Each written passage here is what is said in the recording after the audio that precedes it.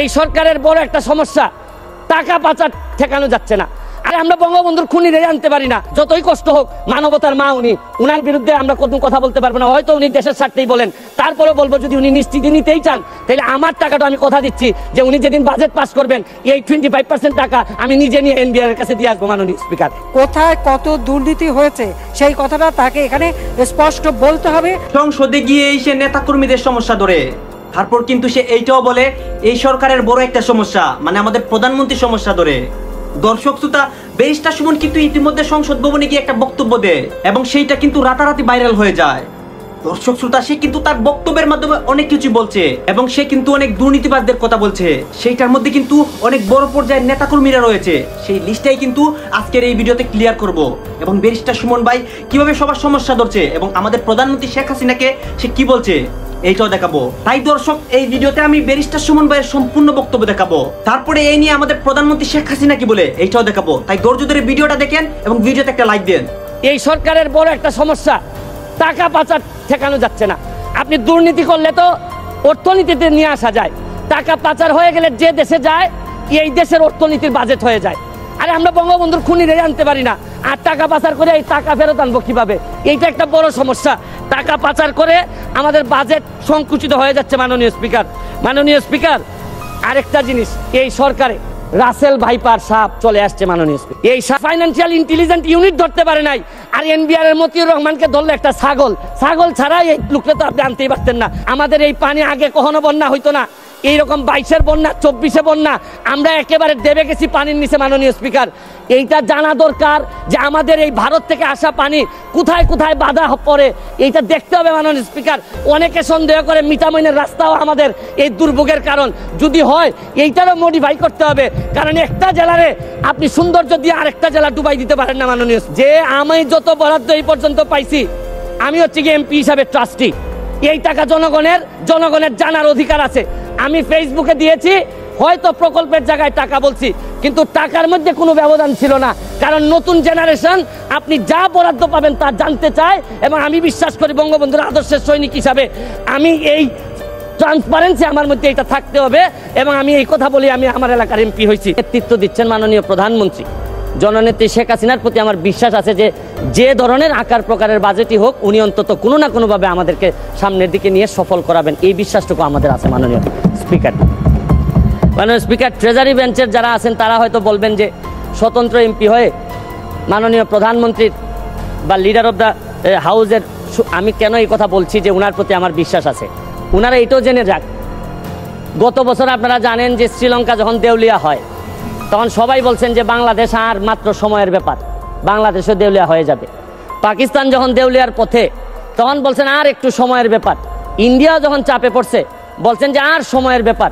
কিন্তু কোনো সময়ই আমাদেরকে অর্থনৈতিকভাবে দাবায় রাখা যায় নাই, কারণ হচ্ছে গিয়ে ইন্ডিয়া, পাকিস্তান, শ্রীলঙ্কা তাদের সম্পদ আমাদের চেয়ে কোনো অংশেই কম ছিল না, তবে একটা জায়গায় ঘাটতি ছিল, এদের জননেত্রী শেখ হাসিনা এদের হাতে ছিল না। মাননীয় স্পিকার, আমি এইটার সাথে সাথে বাজেটের উপর কয়েকটা কথা বলতে চাই যে এই সরকারের কয়েকটা প্রেশার নেওয়া লাগবে। এই প্রেশারটা আমি সাজেশন দিতে চাই। মাননীয় স্পিকার, দেখেন এই বাজেটে ঋণ দিয়ে উন্নয়ন ব্যয় মিটানো হবে। 2.5 লক্ষ কোটি টাকার লোন নেওয়া হবে, 1.5 লক্ষ প্রায় নেওয়া হবে হচ্ছে গিয়ে ব্যাংক থেকে। আমি মাননীয় প্রধানমন্ত্রী থাকলে বলতাম যে এমপি হওয়ার পর একটা গাড়ি কিনছি 1 কোটি টাকা দিয়ে, 50 লক্ষ টাকা লোন নিছি সাউথ ইস্ট ব্যাংক থেকে। এই লোন আর লোনের যে ইন্টারেস্ট, এইটার কারণে রাতে ঘুম আসে না। মাননীয় প্রধানমন্ত্রী যে কিভাবে ঘুমাবেন এটা একমাত্র উনি জানেন। প্রায় 2.5 লক্ষ কোটি টাকার ঋণ ওনার মাথার উপরে থাকবে সব সময়। আমি আরেকটা জিনিস বলতে চাই মাননীয় স্পিকার, আমাদের বড় চাপ ফরেন রিজার্ভ কমে যাওয়াটা একটা বড় চ্যালেঞ্জ। কারণ হচ্ছে গিয়ে যে বাজেট আপনারা এই সরকার এখানে দিচ্ছেন, আরেকটা বাজেটও আমাদের এই সরকারকে বা এই মাননীয় প্রধানমন্ত্রীকে ব্যর্থ করার জন্য আরেকটা বাজেটও আছে। এই বাজেটের যাতে এই সরকার ব্যর্থ হয় এটার নেতৃত্ব দিচ্ছেন তিনি হচ্ছেন গিয়ে ডক্টর মোহাম্মদ ইউনূস। তিনি চাচ্ছেন এবং তার নেতৃত্বে যিনি সরকার গঠন করতেছেন তার নেতৃত্বে আছে হচ্ছে গিয়ে ডলার। এই ডলার হচ্ছে গিয়ে নেতৃত্বে চাচ্ছে যে আমাদের এই প্রধানমন্ত্রীর এই বাজেট যেন ফেল হোক। আমি আরেকটা জিনিস বলতে চাই, এক্সচেঞ্জ রেট ডেপ্রিসিয়েশন করছেন হচ্ছে গিয়ে রিসেন্টলি আরো 60 টাকা ডলারের সাথে। কিন্তু আমি মাননীয় প্রধানমন্ত্রী হইলে বলতাম, গত পরশুদিন আমি তো গাড়ি পেয়ে গেছি মাননীয় স্পিকার, গাড়ি পেয়ে যাওয়ার বলবেন আমি গাড়ি পেয়ে গেছি, আমারে তো কোনো ট্যাক্স নেয় নাই মাননীয় স্পিকার। তবে আমি মাননীয় প্রধানমন্ত্রীকে বলবো যে আমি যেহেতু ট্যাক্সবিহীন গাড়ি নিয়েই আসছি, আমার অন্যান্য কলিগরা তো আনতে পারেন নাই। আপনারা, আমি যেহেতু এটা আমাকে ফ্রি দিলেন আর অন্যান্য আমার কলিগরা ফ্রি পাবেন, এটা ডিসক্রিমিনেশন হয় মাননীয় স্পিকার।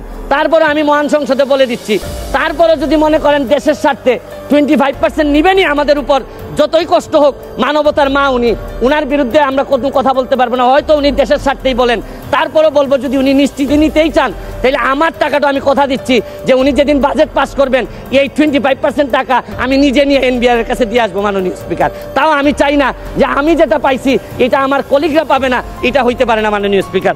মাননীয় স্পিকার, 1 মিনিট বক্তব্য আপনার বরাবর অ্যাপ্লিকেশন আছে, আমি 247 ইনভোক করতেছি। এখানে 247 হচ্ছে কি আমার বিরুদ্ধে, এখানে একজন মাননীয় সংসদ সদস্য আমার বিরুদ্ধে অভিযোগ দিয়েছেন। আমার আত্মপক্ষ সমর্থনের সুযোগ দেওয়ার জন্য, আমি সময় দেওয়ার জন্য আপনার কাছে দাবি জানাচ্ছি। মাননীয় স্পিকার, এখন আসেন আপনারা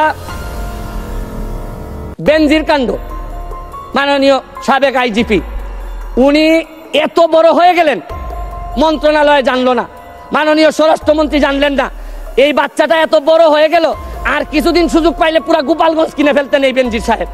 তারপরে এইটার দায় এই মন্ত্রণালয় এড়াইতে পারে না মাননীয় স্পিকার। এখন আপনারা কালো টাকা সাদা করবেন, আমার কোনো অসুবিধা নাই। যদি মনে করেন টাকা রয়ে গেছে, কিছু টাকা জমানো বা বিভিন্ন অলস টাকা রয়ে গেছে, এটারে সাদা করবেন, কোনো অসুবিধা নাই। কিন্তু এই সাদা করার মধ্য দিয়া বেনজির আর মতিউরের টাকাও যদি সাদা হয়ে যায়, আর এদের ভবিষ্যৎ প্রজন্ম উত্তরাধিকার, আদর্শের উত্তরাধিকার যারা, তাদের টাকাও যদি সাদা হয়, তাহলে এই দেশে সময় শেষ, 1 মিনিটে শেষ করুন স্পিকার। মাননীয় স্পিকার, এরপরে আমি বলতে চাই, মাননীয়, আমি সিলেটের মানুষ, আমার মাননীয় স্পিকার, একজন সংসদ সদস্য আমার ব্যাপারে অভিযোগ তুলছেন যে আমি যে বরাদ্দ পাই এইটা ফেসবুকে দিয়ে দিছি, 25 লক্ষ টাকার, 25 কোটি টাকার কথা বলা হচ্ছে। আমি বরাদ্দ, মাননীয় সদস্য, আজকে বক্তার তালিকা অনেক বড়, 1 মিনিটে শেষ করুন।